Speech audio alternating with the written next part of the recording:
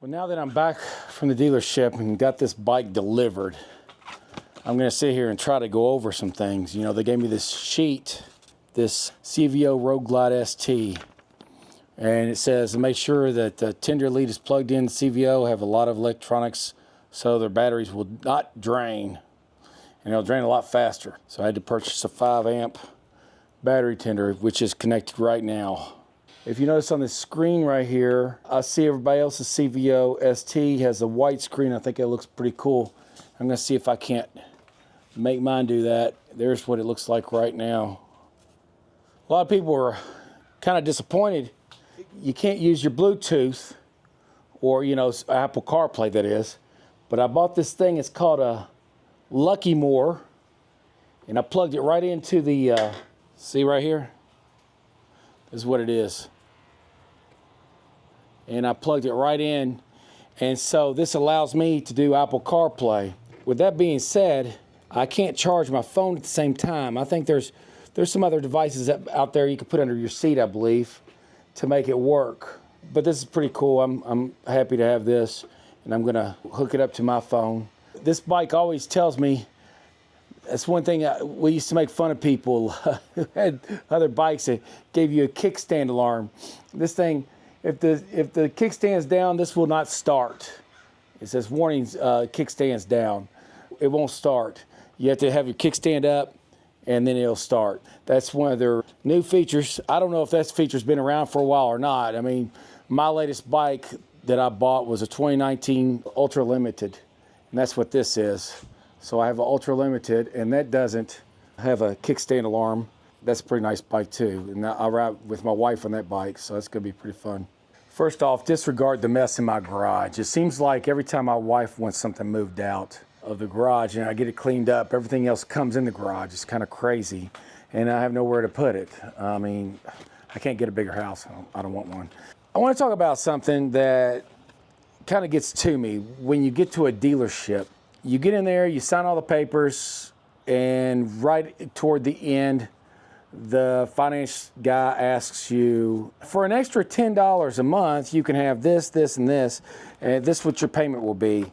And they give you this stuff right here. And I'm like thinking, we've got your back. Well, you should already have my back, really. I'm spending $50,000 on a motorcycle, have my back, right?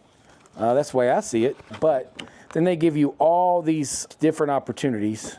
So my big question is, see, look at all these options you get. So my big question for them is this: well, how much is this, and why doesn't it come out automatically with the bike? So you get 2 years out of the gate, bumper to bumper, and then they tell me, well, we have loyalty for you. If you buy this one program, we'll come pick your bike up, and you'll get in the front of everybody who has been waiting for service. You're in front of the line. Now, that's a pretty good one, but, I mean, come on. It's a brand new bike. I'm not thinking down the road too long anyway. I'm looking at this thing, and you can have benefits start immediately while your factory warranty is in effect. So you can have a mechanical breakdown. That's factory warranty, of course. Expense reimbursement package, an optional tire and wheel coverage. I just feel that all these things should have been covered when you're spending this kind of money on a motorcycle. And I just hate it when I go into any dealership and all these upsells. Well, so I asked them, for one package that I was interested in was wheels and tires, trailering, or anything that can happen would be a pretty good one. But I asked him, how much would they, the one that I was interested in more than anything was the wheels and tires, and then I wanted to get any kind of brake system, the suspension, and the engine, okay? Well, the packages that I liked, he said it was gonna be $10 extra a month on your payment, which is, I don't wanna hear that. So it's basically $5,000. I have minimum payment on this bike. I think I might owe $5,000. I put a lot down, but I wanted to finance a little bit, which isn't a big deal. So I wrote a big check.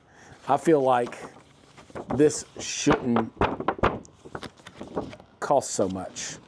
And then here's another one. Protection for bumps in the road. I mean, top 10 reasons to get the HD tire and wheel protection. Well, there's great reasons, but I mean, shouldn't you have this already? I don't know. I feel that if I don't really have a payment on this bike, I can probably afford to fix anything that happens to the bike.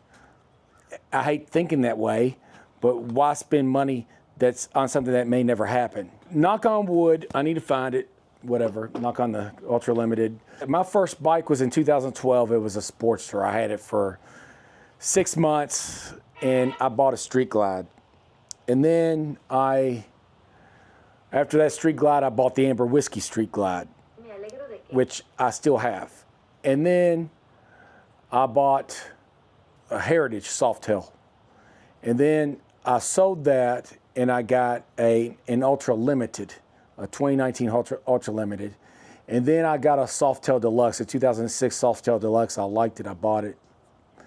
And then I have purchased this CVO Road Glide ST.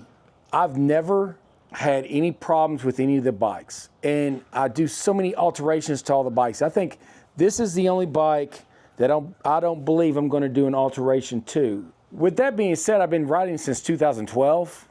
It's hard to believe that I haven't been riding my whole life, but I never felt that I was ready to ride until later on. Now I can not imagine not riding ever. I mean, I'll ride forever. I love riding, and I do love this new bike. This bike, it's just so different. Something about it. I just really like it, and that's why I bought it. I know I'm doing a lot of rambling right here and talking, but I just wish it wasn't raining outside right now, because I'd take this thing out right now. But it does have rain mode. I've never had a bike that had rain mode. I've been stuck on the highway, pouring down rain, everything else. I can't wait to get this thing out on the road. Enough rambling. With that being said, talking about the warranty, extra warranties and all that, I bought it from a really good dealership, and the guy who was trying to sell me the warranties, super nice guy. He's just doing his job. Don't get me wrong. You know, I almost bought it. I almost just said, yeah, let's do it. And then I started thinking to myself, I don't owe much on this bike. If I didn't think I could afford to fix it, then I might have purchased the extra warranty. That's the end of the story there. I believe I would have purchased the warranty if I wasn't able to afford to fix it. I'm in a lucky position.